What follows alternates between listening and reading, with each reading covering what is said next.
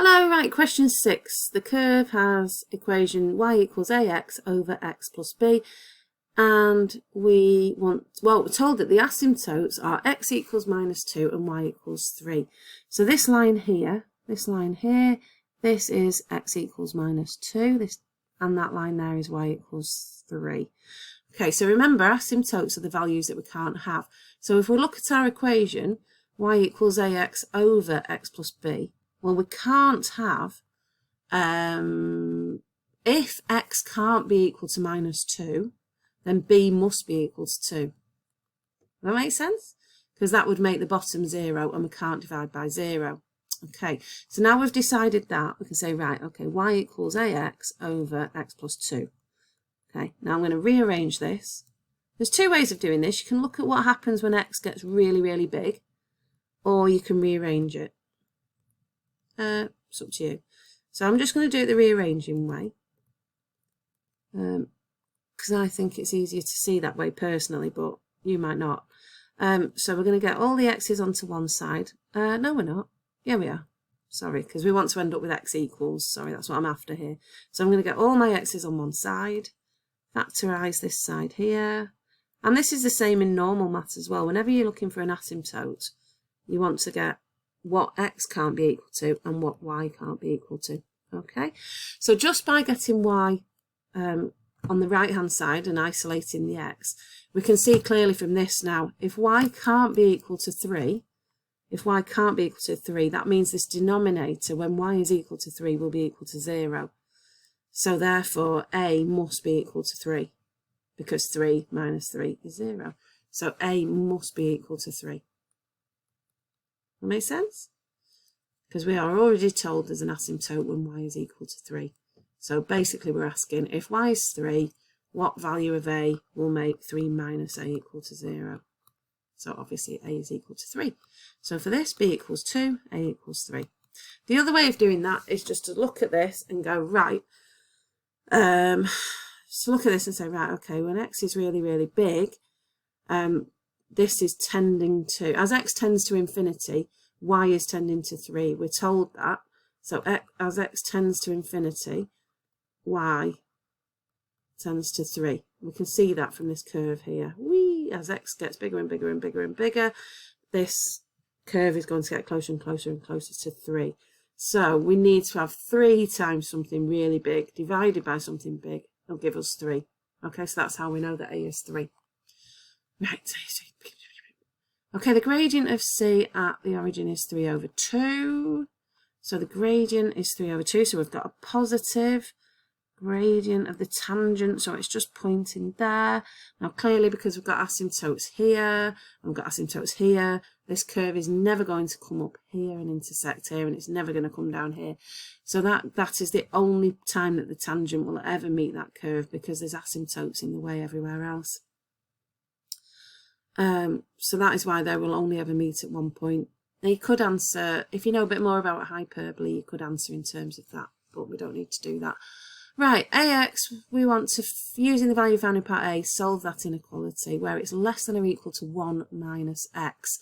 Okay, so if we were going to draw the curve of, sorry, the line y equals 1 minus x, so let's just get rid of that tangent for now. The line on here, y equals 1 minus x, so that will have a gradient of minus 1, and it will go through when x is equal to 1. Okay, so it's like this line here, like that. Okay, it's a terrible, terrible thing that. I'm telling a lie. It's not going to look like that, is it? Because that is asymptote there is when y is equal to 3.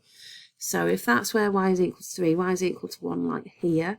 So we're going to have a gradient of minus 1. So it's this line here like this. And we are after, what are we looking for? Where the curve is less than or equal to that line. So it's equal to it here and here. And it's less than that curve. Well, it's not less here, but it is less here. Sorry, less than that line there. And it is below this line here as well. Okay, so these are the x values that we want here. We want these ones here, and we want these ones here. Right, so let's go off and do a bit of algebra. Right, so let's start rearranging and things like that. So let's start by finding that point of intersection. So I'm going to rearrange this. 1 minus x times x plus b. Now we found in part A, that a is 3, b is 2. So a equals 3, b equals 2.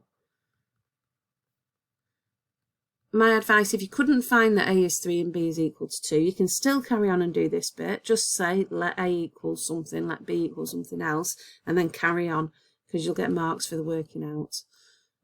But anyway, so I've found them, so I'm going to keep going. So 3x is less than or equal to, now expand your bracket, you get minus x squared, minus 2x plus x is minus x plus 2. And let's get everything so it's nice and positive. So x squared plus 4x minus 2 is less than, x squared plus 4x minus 2 is less than or equal to 0.